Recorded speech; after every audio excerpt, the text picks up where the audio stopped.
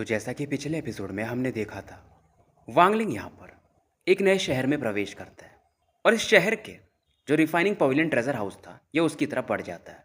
अब आगे, अब अंदर एंटर करने से पहले वांगलिंग एक वो कपड़ा जिसे हम क्लॉक कहते हैं, ताकि इसमें इसका मुंह ढका रहे, उसे पहन के ये अंदर एंटर करता है। अब जब ये अंदर एंटर कर रहा था तो एक 20 साल का बंदा बाहर आता है और ये बंदा वांगलिंग को चेक करता है कि चेहरा तो सभी छिपाते हैं ताकि कोई किसी को पहचाने ना। बट जब ये वांगलिंग का पावर चेक कर रहा था तो ये हैरान था, कभी वांगलिंग का पावर फाउंडेशन के लेट फेज के पीक पर दिखता तो कभी कोर फॉर्मेशन पे। और वांगलिंग इस दौरान यहाँ पर जो बहुत सारे फ्लाइंग स्वॉर्ड्स थे उन्हें देख रहा था और ये इस वर्कर से पूछता है कि यहाँ पर पिल फर्नेस मिलेगा क्या। और ये वांगलिंग को लेकर सेकंड फ्लोर पे जाने लगता है और यहाँ पर इससे एक और सीनियर मिलता है। अब ये जो मिडिल एज मैन था वांगलिंग से पूछता है कि किस क्वालिटी का आपको पिल फर्नेस चाहिए। वांगलिंग भी इस बंदे को देखता है, समझ जाता है ये सामने वाला फाउंडेशन एस्टेब्लिशमेंट के पीक पर है और यहाँ पर शायद थर्ड फ्लोर भी था, तो वांगलिंग अंदाजा लगा लेता है कि यानी तीसरे फ्लोर कोर फॉर्मेशन का बंदा होगा। इस दौरान वांगलिंग इससे पूछता है भाई 2-3 दिखाओ, उसके हिसाब से डिसाइड करेंगे। अब इस दौरान यह मिडिल एज मैन जाता है और यहाँ पर 3 लड़कियों को लेकर आता है। तीनों लड़कियों के हाथ में एक ट्रे था और ट्रे पर वो फर्नेस था। जो पहला वाले फर्नेस दिखाता है ये ग्रीन कलर का था और रैंक 3 का पिल फर्नेस था। इस दौरान वांगलिंग को याद आता है कि मुंह वान ने से कहा था कि रैंक 2 का पिल फर्नेस तो उसके पास भी है, पर अगर डिस्टेंस पिल रिफाइन करना है तो रैंक 4 का मिनिमम पिल फर्नेस चाहिए होगा। अब वांगलिंग इसमें इंटरेस्ट नहीं दिखाता है तो ये बंदा दूसरा पिल फर्नेस दिखाता है। ये था ब्लड रेड पिल फर्नेस, जो कि शायद 99 स्पिरिट बीस्ट को रिफाइन करके बनाया गया था, पर इसमें भी वांगलिंग ज़्यादा इंटरेस्ट दिखाता नहीं है। अब ये बंदा तीसरा फर्नेस दिखाता है जो कि 1 लाख स्पिरिट स्टोन से शायद, मतलब जो भी रैंक 5 का ये पिल था फर्नेस, और अगर वांगलिंग को ये चाहिए तो इसे 1 लाख स्पिरिट स्टोन्स देने पड़ेंगे या फिर बराबर का कोई ट्रेजर देना पड़ेगा। अब वांगलिंग यहाँ पर वो जो ड्रैगन का हाइट था उसे बाहर निकालता है और कहता है इसका दाम क्या लगाओगे। अब ये बंदा बोलता है कि अगर ड्रैगन 1000 मीटर का लंबा रहा होगा तो ये काफ़ी है। वांगलिंग पूरा ड्रैगन हाइट को निकाल देता है और स्पेल फर्नेस को लेकर अब यहाँ से जाने लगता है। अब ये मिडिल एज मैन भी हैरान था इस ड्रैगन हाइट को देख करके। अब वांगलिंग ट्रेजर हाउस से बाहर आ चुका था और रास्ते को देख रहा था। अब कुछ आगे जाने के बाद ये अर्थ एस्केप टेक्निक यूज करता है और यहाँ से निकलने लगता है, पर वांगलिंग हैरान था, इसका अर्थ एस्केप टेक्निक यहाँ पे काम ही नहीं कर रहा था। कोई तो था जो पूरे सिटी पर एक फॉर्मेशन बना के रख दिया था। अब वांगलिंग अर्थ एस्केप टेक्निक को छोड़ के अपने तलवार पे बैठ के ऊपर की तरफ उड़ने लगता है और जहाँ वांगलिंग पहले अर्थ एस्केप टेक्निक यूज कर रहा था वहाँ पे एक बंदा प्रकट होता है जिसने कि ब्लैक कपड़े पहने थे और ये वही बंदा था जब वांगलिंग आया था पहली बार तो ये फर्स्ट फ्लोर पे था। इसका नाम था वेसान, ये भी कुछ खरीद रहा था उस समय और ये बंदा फाइटिंग एवल सेक्ट का एक डिसाइपल था और इस दौरान इसने अपने फ्लाइंग एवल सेक्ट के बहुत सारे डिसाइपल्स को इन्फॉर्म भी कर दिया था और इस बंदे का अंदाजा यही था कि वांगलिंग शायद कोर फॉर्मेशन स्टेज पे होगा। हालांकि ये कुछ नहीं कर सकता था, पर इसके क्लैन के अब एल्डर्स भी आ चुके थे तो इससे ज़्यादा डर नहीं लगता है। अब ये जो एल्डर थे इस बंदे जिसका नाम वेशान था इससे कहते हैं यार तुम चीज़ों को काफ़ी बढ़ा देते हो, ये बंदा ये तो स्यूडो कोर फॉर्मेशन पे है, इसके पास क्या ट्रेजर होगा, तुमने हमारा समय वेस्ट किया है। अब दूसरे जो एल्डर थे ये वेसान को मारने वाले थे और वेसान डरते हुए कहता है कि मैं सही कह रहा हूँ, इसका कल्टीवेशन नहीं पता पर इसके पास कुछ तो है।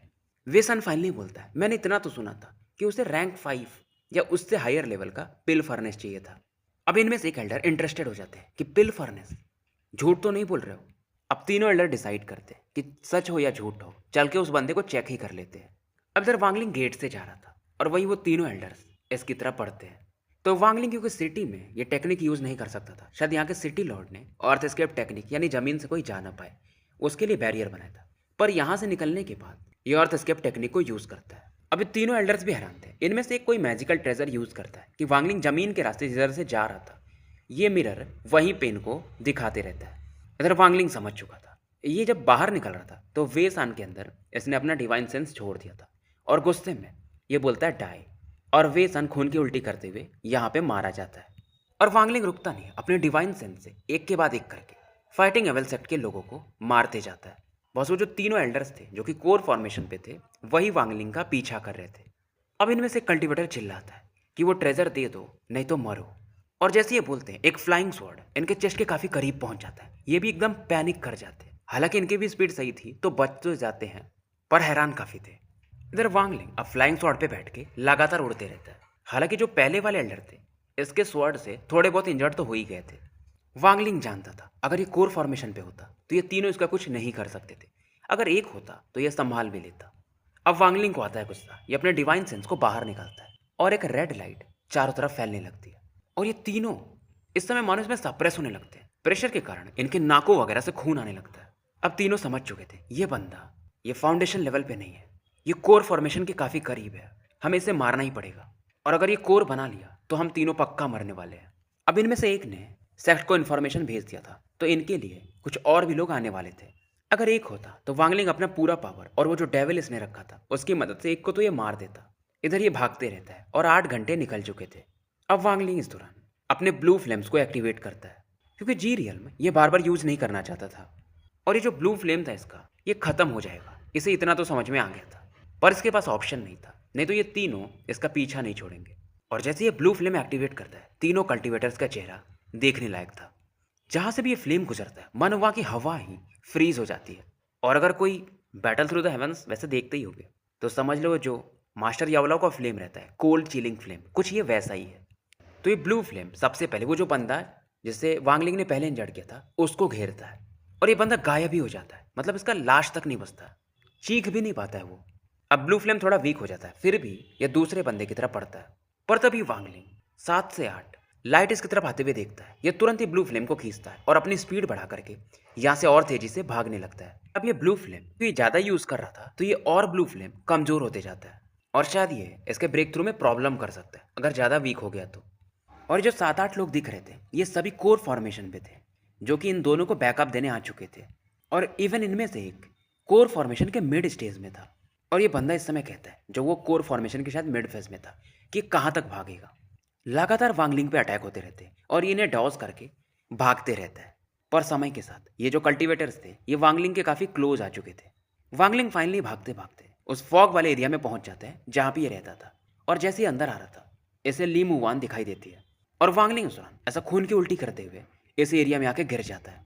मुवान की नज़र उन लोगों पर पड़ती है और इसका भी चेहरा उतर जाता है और फॉग में फिलहाल ये खुद को छिपा लेती है। इस दौरान ये जो काफ़ी 8-10 लोग आए थे उनमें से ओल्ड मैन कहता है वो लड़की मेरी है। पर जैसे ही आगे बढ़ते यहाँ पर एक 1000 फीट का ड्रैगन इन्हें दिखाई देता है।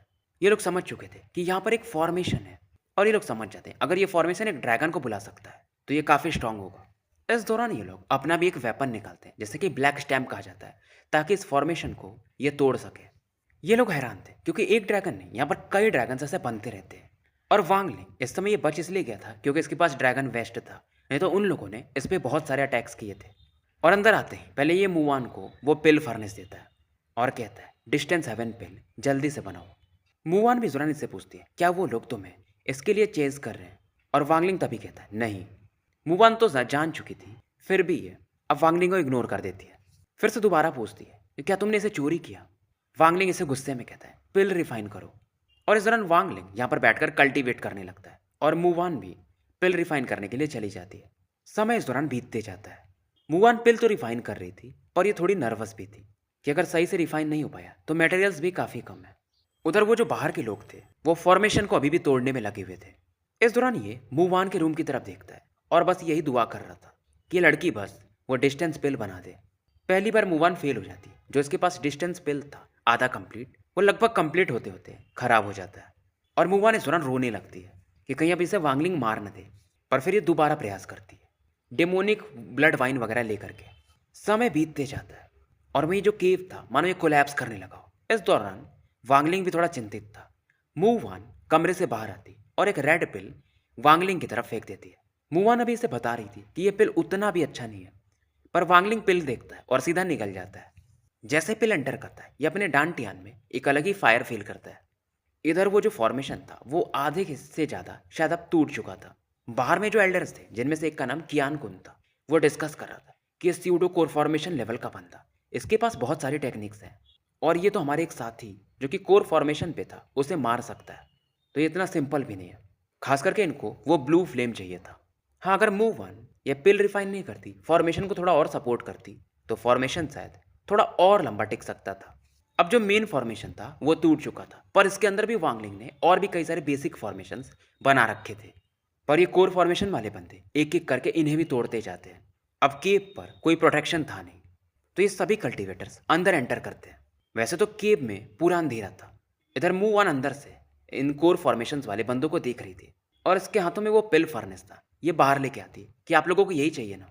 कियान इसे देखकर हंसता है और बाकी भी जो एल्डर्स थे वो भी हंसते हैं कि अच्छा इस बंदे के पास ये पिल फर्नेस है। और ये इनमें से एक कहता है कि हाँ तुम सही कह रही हो, पहले तो हम इसी पिल फर्नेस के पीछे थे। और ये पिल फर्नेस मूवान के हाथों से ले भी लेता है। और जो कियान थे उनसे बाकी कहते हैं कि आप इस लड़की को ले सकते हो, मतलब उन्हें ये लड़की पसंद आ गई थी। और ये कहता है कि पहले तुम मेरे इन कल्टीवेटर्स को सपोर्ट करोगी, यानी कि सर्व करोगी, बाद में तुम मेरी पर्सनल कल्टीवेशन फर्नेस बनोगी। मूवान का चेहरा पीला पड़ जाता है। इसे समझ में आ गया था कि इसे अब खुद को मार लेना चाहिए। पर तभी ये जो हेड था अचानक से चीखने लगता है और खून की उल्टी करने लगता है, मानो एक पावरफुल फोर्स से इसे किसी ने हिट कर दिया हो। ये पीछे जाके गिरता है, पर फिर से इसे कोई अपनी तरफ खींचने लगता है। इसका चेहरा भी फट जाता है और यहाँ पर एक आवाज़ आती है कि अब नासेंट सोल लेवल से नीचे, यानी कि कोर फॉर्मेशन पर मुझसे स्ट्रांग इस दुनिया में कोई नहीं है और तुम सभी मारे जाओगे। एक बंदा गुफा के अंदर से बाहर आता है। एक्सप्रेशन इसका काफ़ी कोल्ड था और मानो ये बर्फ के समान हो। अब ये जो हेड था कियान कुन, ये भी एकदम डर गया था क्योंकि ये नांडाउ सिटी में कोर फॉर्मेशन के मिड फेज में था। अगर कोर फॉर्मेशन के लेट फेज के भी बंदे से मिलता तो इतना इंजर्ड ये नहीं हो सकता था। और ये समझ चुका था कि शायद अभी ये यहाँ से भाग ना पाए, मृत्यु ही इनका आखिरी रास्ता था। इनका एक साथी वांगलिंग उसे मार चुका था जिसका नाम पुलिन था, और इनका जो हेड था कियान कुन यह भाग रहा था जान बचाने के लिए, क्योंकि इससे भी अभी वांगलिंग ने अच्छा खासा इंजर्ड तो कर ही दिया था। पुलिन वो पहला बंदा था जिसे वांगलिंग ने ब्लू फ्लेम से मारा था। मूवान भी इस दौरान वांगलिंग को देखती है और एक रिलैक्स अलग ही मतलब इसे सुकून सा मिलता है। ये सभी भाग रहे थे और वांगलिंग इससे कहता है, यानी मूवान से, कि मूव मत करो, मैं तुम्हें लेके चलता हूँ और हम इन्हें मारेंगे। ड्रैगन टेंडन जो था ऐसे वांगलिंग उठा लेता है, जो कि इस समय रस्सी के समान दिख रहा था और इसे घुमा सकता था। सभी भाग रहे थे और एक एक करके सभी अपने चेस्ट में मानो एक पेन फील करते और सीधा जमीन पे धराशायी। 3 को यह भी मार चुका था, पहले 1 को मार ही चुका था। मूवान ये सब देख रही थी और यह आश्चर्यचकित थी। चौथा बंदा ऐसे भी वांगलिंग मार देता है और 1 घंटे के अंदर 9 लोग मारे जा चुके थे। आखिरी बंदा जो बचा था वो था हेड एल्डर कियान कुन, यानी कि कोर फॉर्मेशन मिड फेज वाला बंदा। कियान कुन भाग रहा था और डर रहा था कि क्या ये बंदा नासेंट लेवल का कल्टीवेटर है। पर ये सोचता है, यार जब मैं इससे मिला था तो ये फाउंडेशन के पीक पर था, ज़्यादा से ज़्यादा स्यूडो कोर फॉर्मेशन, चलो अभी ये कोर फॉर्मेशन पे होगा, पर इतना स्ट्रांग कैसे।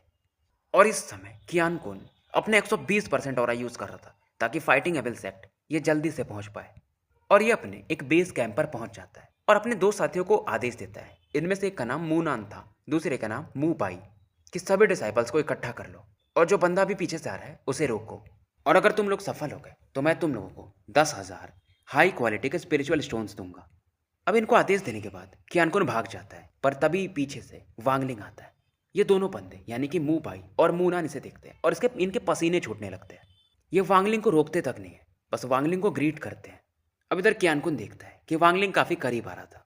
अब ये पलट जाता है, वांगलिंग की तरफ देखता है और एक रेड टोकन निकालता है जिस पर लिखा हुआ था पनिश। ये जो टेक्निक था ये 10,000 डेविल टेक्निक था कोई, मतलब ऐसे टोकन शायद 8 या 10 उससे ज़्यादा नहीं बचे होंगे और इनमें से एक कियान कुन के पास था। पर इसे एक्टिवेट करने का तरीका काफ़ी कठिन था। इसे एक्टिवेट करने के लिए कोर फॉर्मेशन के बंदे को अपना लाइफ एक्सचेंज करना पड़ेगा। कियान कुन पहले ये सोचा था कि ये टोकन किसी और से यूज़ करवाएगा तो उस बंदे का पावर इस टोकन में चला जाएगा, बट फिलहाल अब इसे अपने को बचाने के लिए, या अपने तो मरूंगा इससे भी मार दूंगा, ऐसा वाला प्लान था। और जिसे भी इस टोकन से मार्क कर दिया जाए वो बंदा 100 दिन उससे ज़्यादा नहीं जी सकता, और अगर टिक गया तो फिर वो इसको रिफाइन कर सकता है। कियान कुन इस दौरान इस टोकन को पकड़ के था और वांगलिंग की तरफ दिखाता है कि क्या तुम्हें पता है ये कौन सा टोकन है, मैंने इसे अपने सोल से रिफाइन किया और अगर तुम मुझे मारोगे तो तुम्हारे ऊपर एक किल ऑर्डर बन जाएगा। तुम पहले 9 लोगों को मार चुके हो, ऐसे यहीं बंद कर दो। मैं तुम्हें अपने फाइटिंग एबल सेक्ट में एक एल्डर बनवा सकता हूँ, क्या सोचते हो। स्टोरी यहीं समाप्त करते